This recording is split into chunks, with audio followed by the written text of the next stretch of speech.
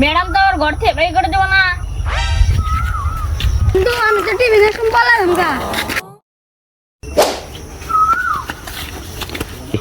বন্ধু বন্ধু তাড়াতাড়ি বলা লাগবো। আমি যাম না, তুই জাগা। কেন যাই যাম না, আমারই ক্ষতি হবো, তুই জাগা। কত বড় লোক হইতেছে তুমি কত বড় লোক হারো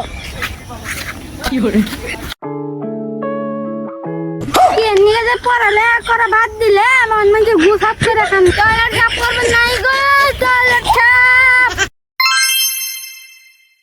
বড় বিল্ডিং গা দিলাম, একটা টয়লেট দিবার কোনেই নাই, টয়লেটেই যাই। টয়লেটটাও তো বোঝা গেছে গা, একটা মেথড টেথড খুঁজে লাগবো।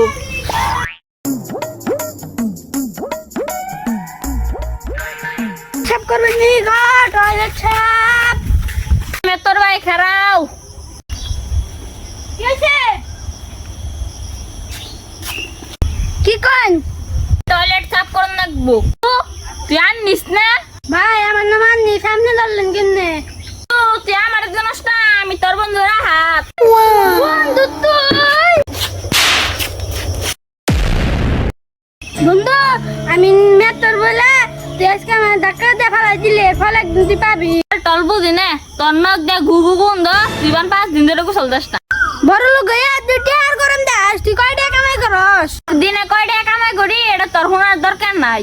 টিয়ার কথা শুনার সময় নাই তোর সাথে আমি বেশি কামাই করি তুই বেশি টাকা কামাই কর, গুয়াতে 500 টাকা ওইটা আমি দিনে ভিক্ষাই দেই। বন্ধু আমার ভুল হয়ে গেছে গারে হুদাই কে নিয়ে পড়ালেখা করলাম না শিক্ষার সাথে হলো এর ফল মিষ্টি তার যে পরিস্থিতিতে থাকি না কেন আমরা পড়ালেখা করি না করলে আমার মতো হতে হবে যেমন রিক্সা চালক নেতা